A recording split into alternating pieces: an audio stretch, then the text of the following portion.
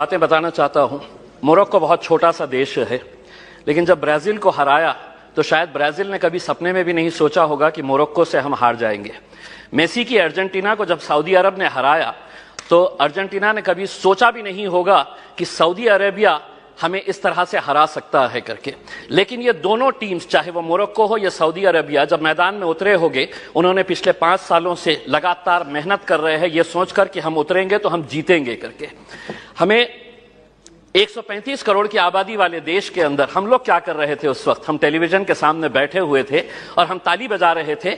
खिलाड़ी कोई और था मैदान के अंदर, लेकिन हम खुश हो रहे थे कि देखिए कितना अच्छा गेम हो रहा है करके। उसमें हमें अफसोस इस बात का होना चाहिए कि 135 करोड़ की आबादी वाले देश के अंदर हमने 11 फुटबॉल खिलाड़ियों को तैयार नहीं किया। उस दिन सारे देश ने इस बात का चिंतन किया और हमने भी सोचा, यकीनन आपने भी सोचा होगा कि कहीं ना कहीं कुछ हमारी खेल नीतियों के अंदर कुछ बदलाव लाने की जरूरत है, वरना 135 करोड़ देश की आबादी अगर हम एक टीम तैयार नहीं कर रहे हैं तो कुछ ना कुछ कहीं ना कहीं गलत हो रहा है। इस बात का एहसास हुआ है और शायद वही एहसास को लेकर आज हम सभी लोग यहां पर इकट्ठा हुए हैं। मंत्री जी, मैं आपसे पूछना चाहता हूं, यूएस और चाइना ऐसा क्या कर रहा है कि उनके खिलाड़ी मैदान के अंदर उतरते हैं? कोई भी इंटरनेशनल इवेंट जब ऑर्गेनाइज होता है तो उनके खिलाड़ी गोल्ड ऐसे ही हंसते हंसते लेकर चले जाते हैं। हम एक गोल्ड अगर लेके आ जाते हैं तो पूरा देश सेलिब्रेट करता है, बल्कि प्राइम मिनिस्टर ले लीजिएगा, पूरे मिनिस्टर्स ले लीजिएगा, पूरे चीफ मिनिस्टर्स उसका जश्न मनाते हैं, जबकि हमारे पास पोटेंशियल इससे ज्यादा है। कहीं ना कहीं हम कुछ ऐसा नहीं कर पा रहे हैं वो कर रहे हैं करके। वो क्या कर रहे हैं? तो वो बचपन से ही अपने खिलाड़ियों को आइडेंटिफाई कर रहे हैं, कौन हमारा खिलाड़ी कौन से खेल के अंदर है, और उसके बाद पूरी जिम्मेदारी उनके स्पोर्ट्स एसोसिएशन, फेडरेशन और वहां की सरकार उठा रही है। हमें मंत्री जी हमारे शॉर्ट टर्म गोल्स और हमारे लॉन्ग टर्म टारगेट्स क्या होने चाहिए, इसको आइडेंटिफाई करने की जरूरत है। मंत्री जी, मैं आपसे अनुरोध करना चाहूंगा, एक सर्वे करवाइएगा पूरे देश के अंदर कि कितने ऐसे स्कूल्स है कि जहां पर स्पोर्ट्स टीचर्स मौजूद है। पूरे देश के अंदर, चाहे वो प्राइवेट स्कूल्स हो या गवर्नमेंट स्कूल्स है, स्पोर्ट्स टीचर्स कितने स्कूल्स के अंदर है। एक सर्वे करवाइएगा कि कितने स्कूल्स के अंदर प्लेग्राउंड्स मौजूद है। एक सर्वे करवाइएगा कि अगर ग्राउंड मौजूद है तो स्कूल के अंदर क्या एक फुटबॉल है, एक क्रिकेट का किट है, एक रेसलिंग का मैट है, क्या वहां पर बास्केटबॉल के लिए कोई सुविधा है। एक सर्वे करवा लीजिएगा पूरे देश के प्राइवेट, और तब आपको पता चलेगा कि हम लोग अगर खेलों के अंदर पीछे है तो इसकी वजह क्या है।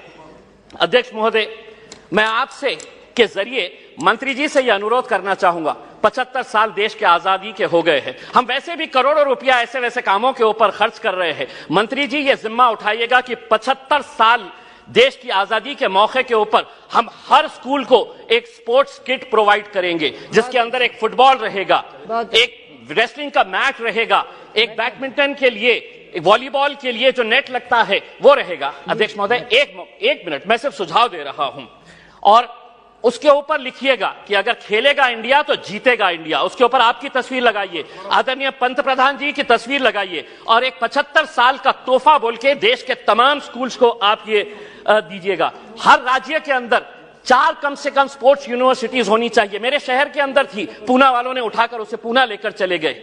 हम जमीन ढूंढते रह गए और उन्होंने कहा कि नहीं, हम पूना लेकर चले जाएंगे। 4 स्पोर्ट्स यूनिवर्सिटी, जिसका फोकस एरिया यही होना चाहिए, sports education, sports management, sports science, sports research और स्पोर्ट्स न्यूट्रिशन। मैं मंत्री जी आपको बताना चाहता हूं, औरंगाबाद के अंदर एक स्पोर्ट्स अथॉरिटी ऑफ इंडिया का साई का एक्सीलेंसी सेंटर है।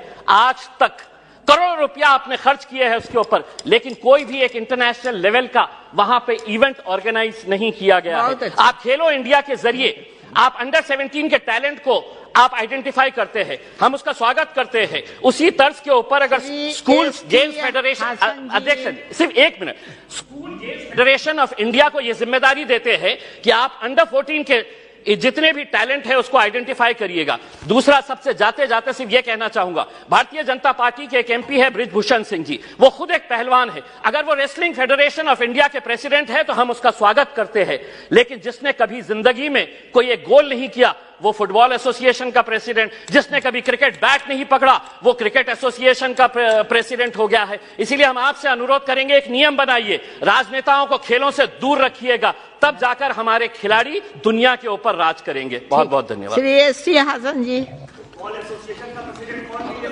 बहुत बहुत